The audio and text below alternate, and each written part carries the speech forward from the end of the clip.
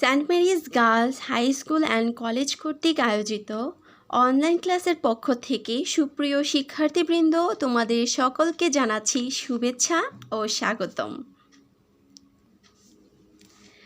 আজকে আমরা দশম শ্রেণীর বাংলা দ্বিতীয় পত্রের একটি গুরুত্বপূর্ণ প্রশ্ন নিয়ে আলোচনা করব।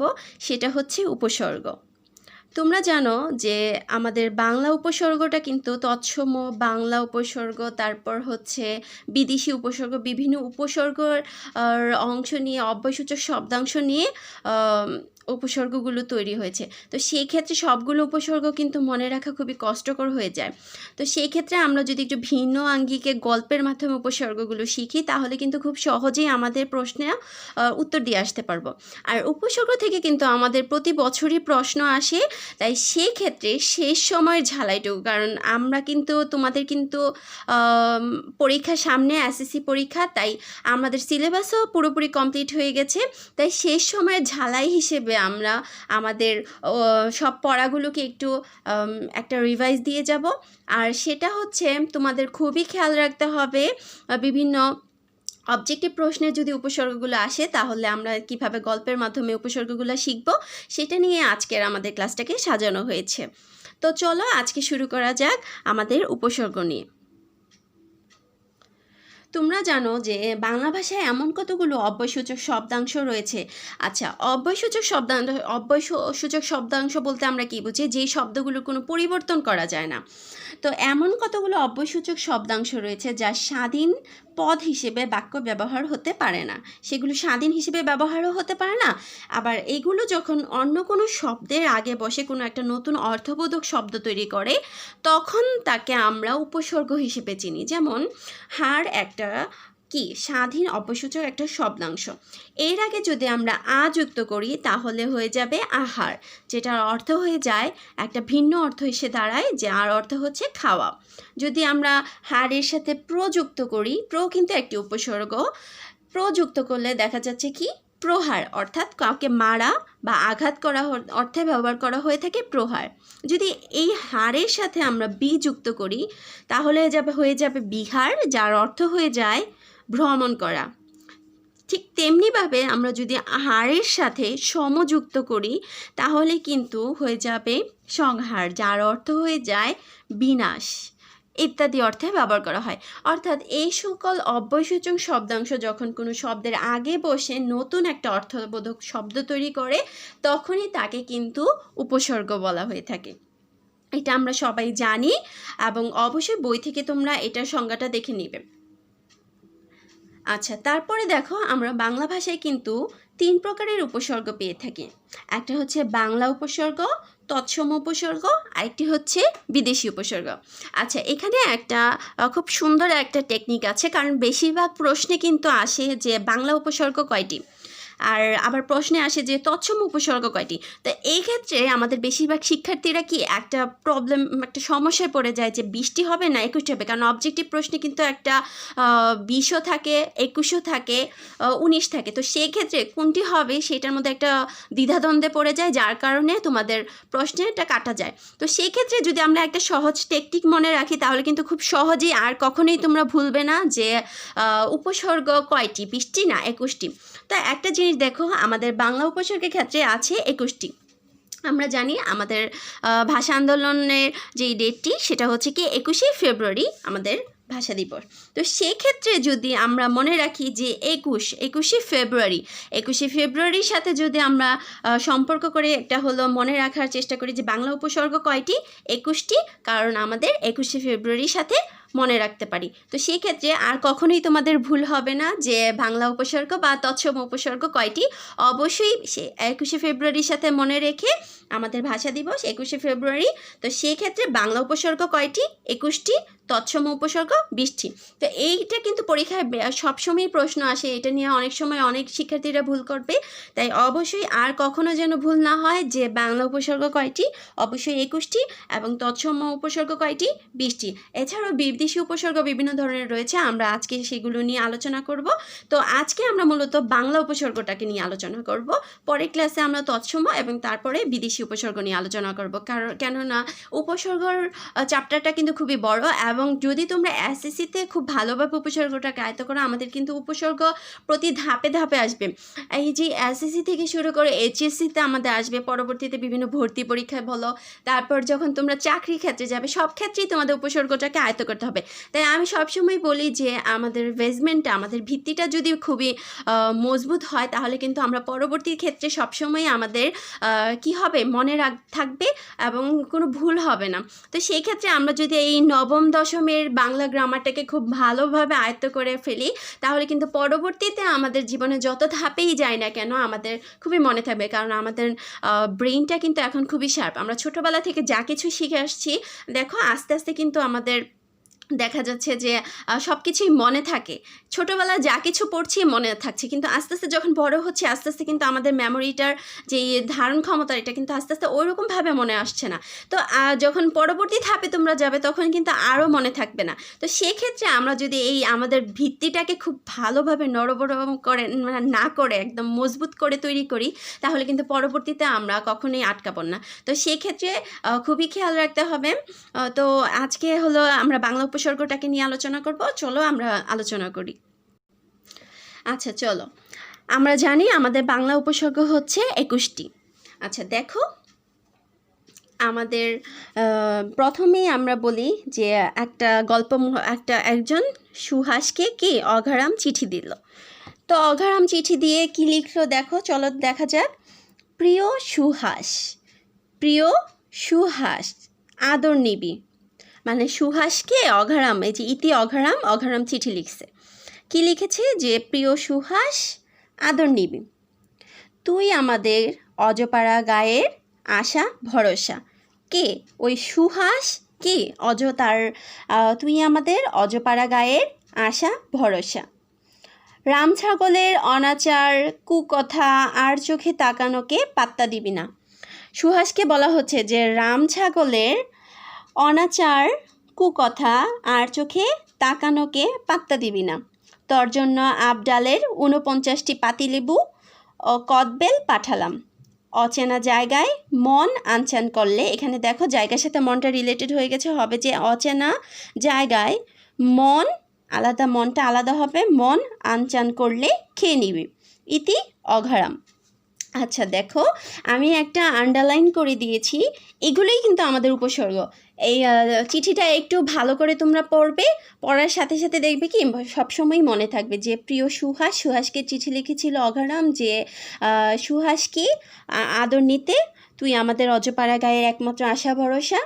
রাম ছাগলের অনাচার কুকথা আর চোখে তাকানোকে পাত্তা দিবি না। তোর জন্য আবডালের 49টি পাতিলেবু কদবেল পাঠালাম। অচেনা জায়গায় মন আনচান করলে খেয়ে নিবি। ইতি অঘারাম। আচ্ছা দেখো, এখানে কিন্তু বাংলা উপসর্গের সবগুলো উপসর্গ আছে আমার এই চিঠিটার মধ্যে। এখন কথা হচ্ছে তোমরা কিভাবে আইডেন্টিফাই করবে কোনটা কোন উপসর্গ। আচ্ছা দেখো, প্রিয় সুহাস, দেখো সু একটি উপসর্গ, আমরা জানি সু একটি উপসর্গ। সুহাস। তারপর দেখো আদর নিবি, আমরা জানি একটি উপসর্গ, নি একটা উপসর্গ। তোমরা অবশ্যই বইটা খুলে নাও, তাহলে খুবই মিলিয়ে পড়লে খুবই সহজ হবে। নি বি, দেখো নি একটি উপসর্গ, বি একটি উপসর্গ। আমরা নিচে হলো উপসর্গগুলো নিয়ে আলোচনা করব। তারপরে দেখো তুই আমাদের অজ একটি উপসর্গ। অজর সাথে সাধারণত নিতান্ত মন্দ অর্থেই ব্যবহার করা হয়। অজপাড়াগা, অজমূর্খ, অজপুকুর, অজর সাথে পাড়া যুক্ত করে অজপাড়া, অজের সাথে মূর্খ যুক্ত করে অজমূর্খ, অজের সাথে পুকুর যুক্ত করে অজপুকুর হয়ে যায়। এক একটা শব্দ নতুন শব্দ গঠন করা হয়। তো অজ হচ্ছে একটি উপসর্গ। তারপরে পাড়াগায়ের আশা, একটি উপসর্গ। দেখো আদর আশা একই উপসর্গ। আয়ের সাথে যদি আমরা কি যুক্ত করতে পারি, আকারা, সাধারণত অভাব অর্থে আলুনি, মানে আলুনি হচ্ছে যেখানে নুনের অভাব যেটাকে বলা হয়। আয়ের সাথে যদি লুনি যুক্ত করি তাহলে হয়ে যাবে আলুনি। তারপরে হলো আধা আকারা, আয়ের সাথে কারা যুক্ত করে হয়ে যায় আকারা। এভাবে নতুন নতুন শব্দ তৈরি হয়। তারপর দেখো আশা ভরসা, দেখো আমাদের কিন্তু ভর শব্দেরও একটা উপসর্গ আছে। ভরের সাথে যখন পেট যুক্ত করা হয়, ভর পেট, তারপরে ভরের সাথে পুর যুক্ত করলে হয়ে যায় ভরপুর। এরকম আশা ভরসা, ভরসা। দেখো সাও একটা আমাদের উপসর্গ উৎকৃষ্ট অর্থে। সায়ের সাথে জিয়ান বা সাজোয়ান শব্দ তৈরি হয়, নতুন শব্দ গঠন করে। রাম ছাগলের, রাম একটি উপসর্গ, ছাগলের অনাচার, অনা একটি উপসর্গ।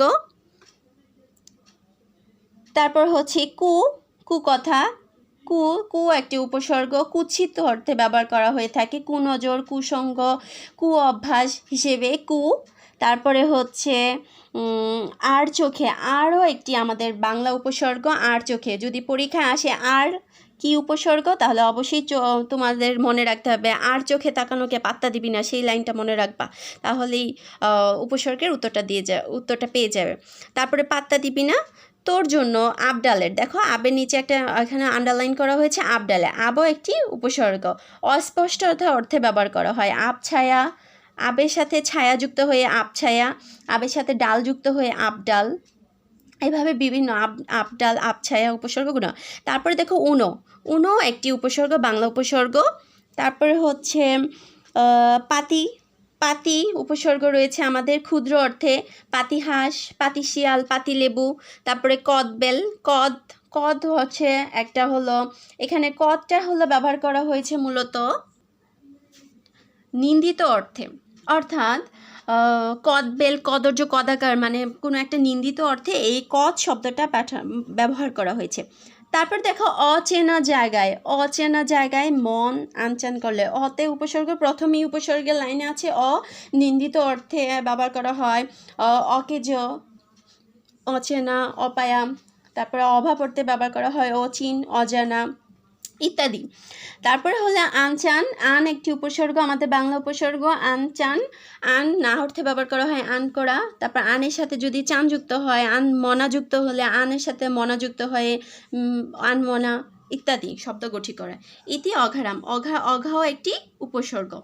আচ্ছা চলো আমরা দেখে নিই, যদি পরীক্ষা আসে যে সুনজর কি উপসর্গ।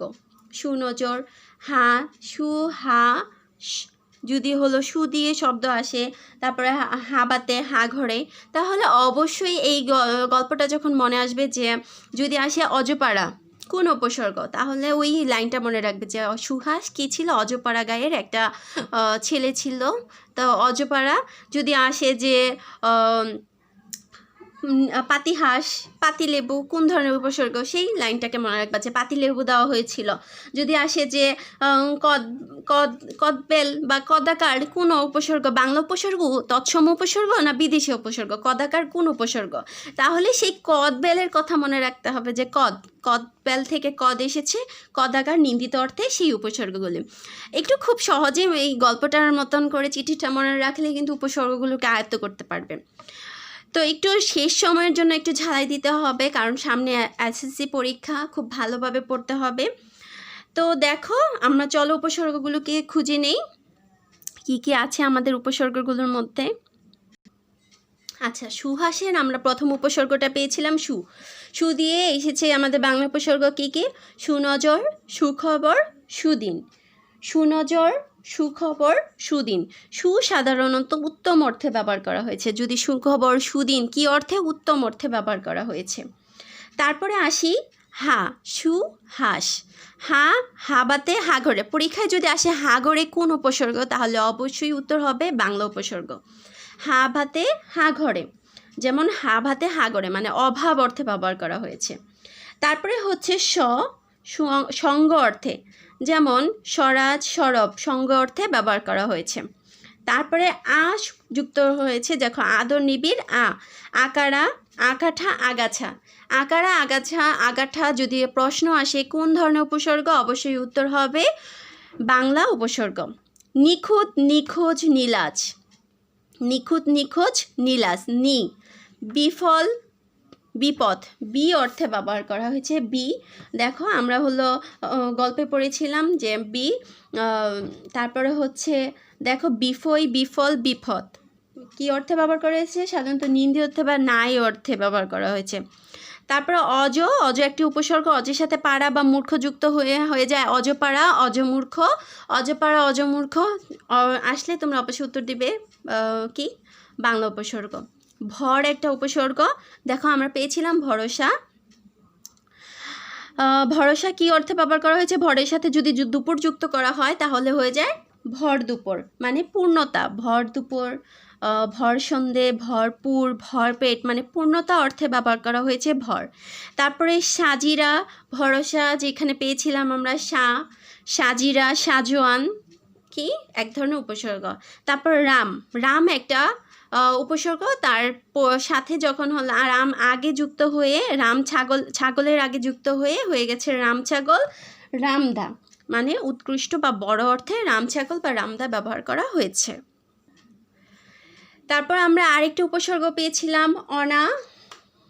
অনা অর্থ কি পেয়েছিলাম? যে অনাচার, কুকথাকে পাত্তা দিবি না। দেখো অনাচার, অনামুখ, অনাদর, যদি অনা উপসর্গটি আসে কোন উপসর্গ? অবশ্যই উত্তর হবে বাংলা উপসর্গ। কুকথা, কুনজর। তারপরে